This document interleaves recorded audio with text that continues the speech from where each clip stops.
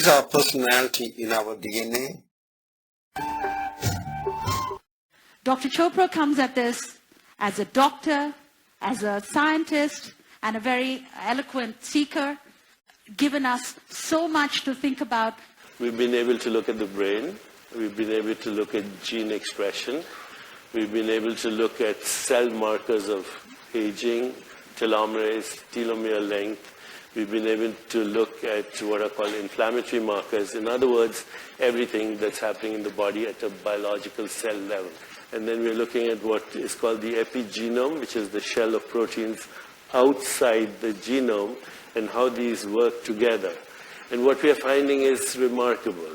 You know, in the beginning, nobody would believe us, but now we have collaborations with Harvard, UCSF, UCSD, Scripps, with digital technology, with Duke University, with Mount Sinai.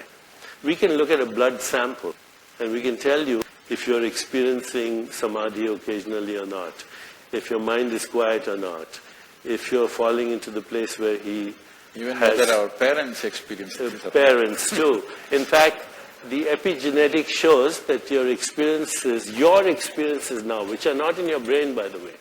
Everybody says, my experience is in my brain. You know, it's not in your brain. Your experiences are not in your body. Your experiences are in a non-local consciousness, which is not in space-time. In Hawaii, they have these temples and cow farms. If a cow has been zapped electrically, the next generation of cows will not go to the fence. They already know it's electrical, and they might get shocked. Okay. Then the following generation. Now, people have done experiments right here where you take mice and you have them smell wintergreen, which is a very pleasant smell. Then they get mild electrical shocks. The next 7 generations of mice will be scared by smelling wintergreen. Where is the seat of this personality? Where is it coming from? So the question is it in our DNA? Do we have control, or are we responding to someone else's behavior?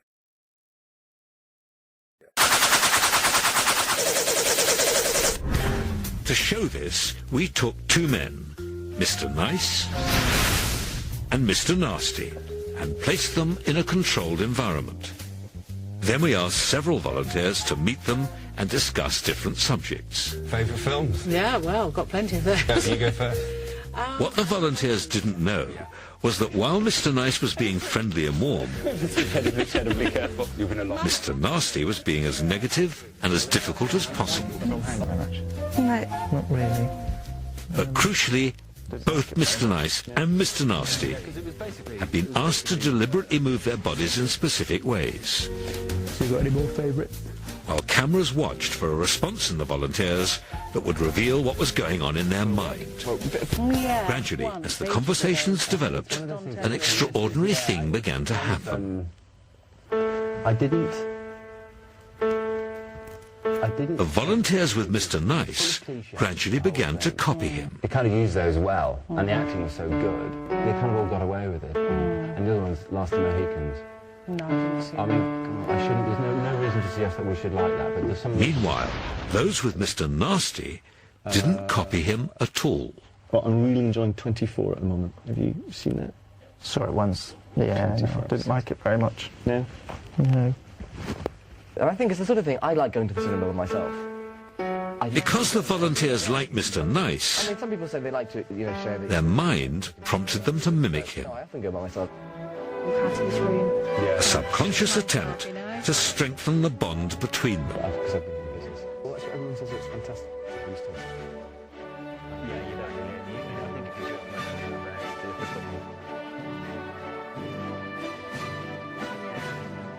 are so many great people that you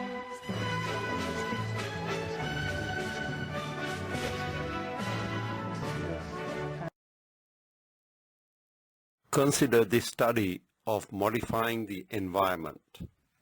Persuasion is the practice of getting people sympathetic to your message before they experience it.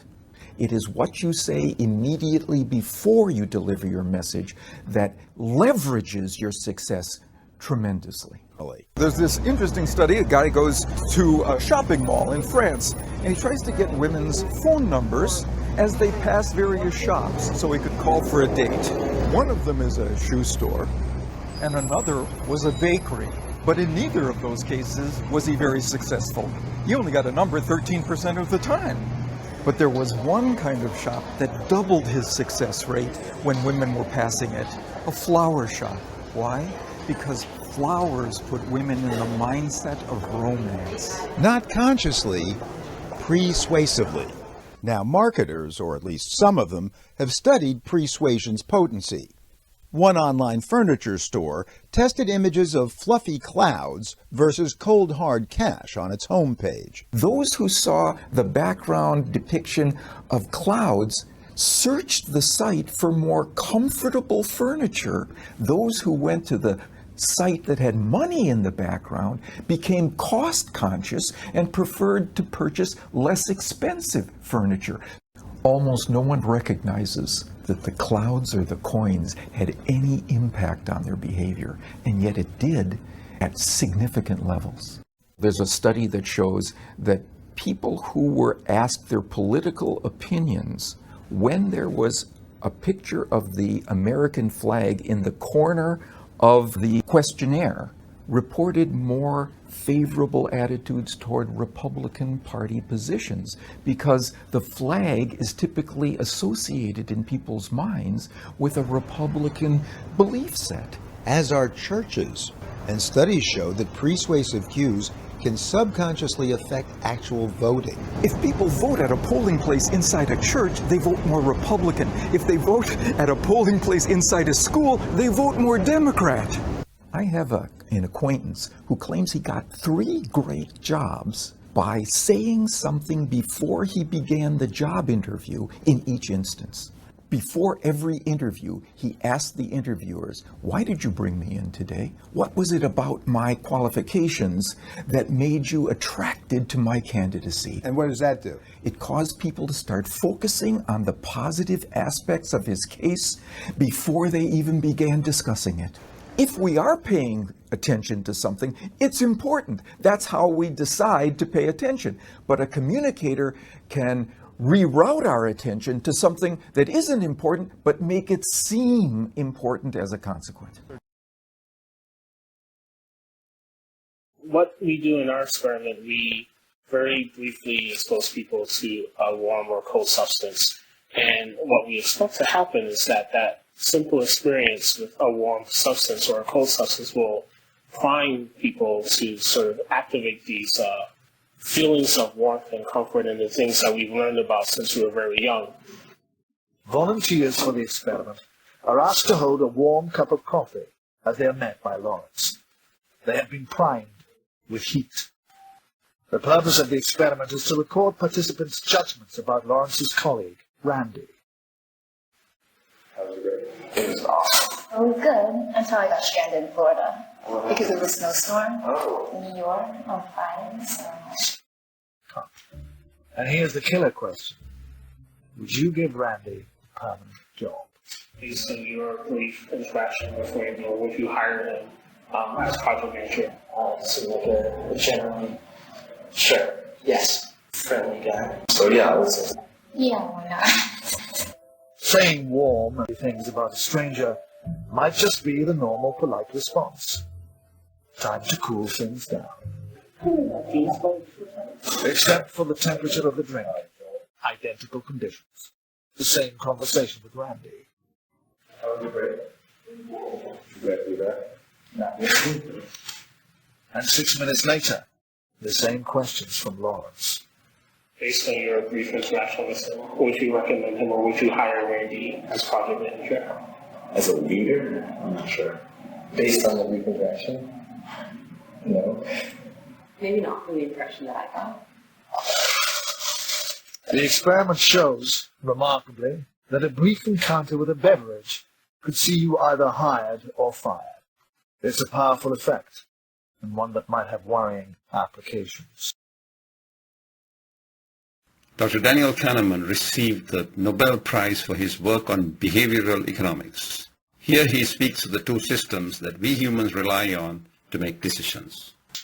At the heart of human thinking, there's a conflict between between logic and intuition that leads to mistakes. This question concerns this nice bottle of champagne I have here. Miller Singh 2005 is a good year, genuinely nice vintage bottle. These people think they're about to use slow, sensible System 2 to make a rational decision about how much they would pay for a bottle of champagne. But what they don't know is that their decision will actually be taken totally without their knowledge by their hidden, fast autopilot, System 1. And with the help of a bag of ping pong balls, we can influence that decision. I've got a set of numbered balls here from 1 to 100 in this bag. I'd like to reach in and draw one out at random for me, if you would. First, they've got to choose a ball. Number says 10. 10. 10. 10. They think it's a random number, but in fact it's rigged. All the balls are marked with the low number 10. What we do is purposefully we give people a first decision that is clearly meaningless. Would you be willing to pay £10 for this nice bottle of vintage champagne? I would, yes. Yeah, I guess. Okay. This first decision is meaningless, based as it is on a seemingly random number. But what it does do is lodge the low number 10 in their heads. Now for the real question, where we ask them how much they'd actually pay for the champagne. What's the maximum amount you think you'd be willing to pay? 20? Okay. £7. £7, okay. Probably £10. A range of fairly low offers. But what happens if we prime people with a much higher number, 65 instead of 10? What does that one say? 65. 65, okay. 65. Okay. It says 65. How will this affect the price people are prepared to pay? What's the maximum you would be willing to pay for this bottle of champagne? 40? £45. 45, okay. 50. 40 quid. Okay. £50. £50? Yeah, I'd pay between 50 and £80. I guess. Between 50 and 80? Yeah. Logic has gone out the window. The price people are prepared to pay is influenced by nothing more than a number written on a ping pong. Let's look at the use of ghost options to influence your decision. Imagine I give you a choice. You want to go for a weekend to Rome, all expenses paid, hotel, transportation, food, breakfast, a continental breakfast, everything, or a weekend in Paris. Now, weekend in Paris, weekend in Rome, these are different things. They have different food, different culture, different art. Now, imagine I added a choice to the set. Imagine I said a weekend in Rome, a weekend in Paris. What if it was a trip to Rome, all expenses paid, transportation, breakfast, but doesn't include coffee in the morning? If you want coffee, you have to pay for it yourself. It's €2.50. Now, in some ways, given that you can have Rome with coffee, why would you possibly want Rome without coffee? It's an inferior option. But guess what happened? The moment you add Rome without coffee, Rome with coffee become more popular, and people choose it. The fact that you have Rome without coffee makes Rome with coffee look superior, and not just to Rome without coffee, even superior to Paris. Here are two examples of this principle. This was an ad from The Economist a few years ago that gave us three choices. An online subscription for $59, a print subscription for $125, or you could get both for $125. I took this and I gave it to 100 MIT students. I said, what would you choose? And these are the market share. Most people wanted the combo deal. Thankfully, nobody wanted the dominated options. But now, if you have an option that nobody wants, you would take it off, right? So I printed another version of this when I eliminated the middle option, and I gave it to another 100 students. Here's what happens. Now the most popular option became the least popular, and the least popular became the most popular. What was happening is that option that was useless in the middle was useless in the sense that nobody wanted it. But it wasn't useless in the sense that it helped people figure out what they wanted. In fact, relative to the option in the middle, which was only the print for 125, the print and web for 125 looked like a fantastic deal. And as a consequence, people chose it. The general idea here, by the way, is that we actually don't know our preferences that well. And because we don't know our preferences that well, we're susceptible to all of these influences from the external forces. This practice is quite evident at McDonald's. Here's a sample menu of fries at McDonald's. A small fry cost $1.39, a medium $1.79, and a large $1.89. As you can see, when you buy a small fry, you get 37 grams for 70 cents. But if you move from the medium to the large, you get 35 grams for just 10 cents more. Ladies and gentlemen, the medium fries is a ghost option that McDonald's has placed, knowing fully well that you will move to the large fries. In addition to the well-known biases we cited earlier, research studies conducted by reputable universities are highlighting some serious facts that our decisions are indeed contaminated and manipulated. Remember, every action is a decision and every interaction is a negotiation.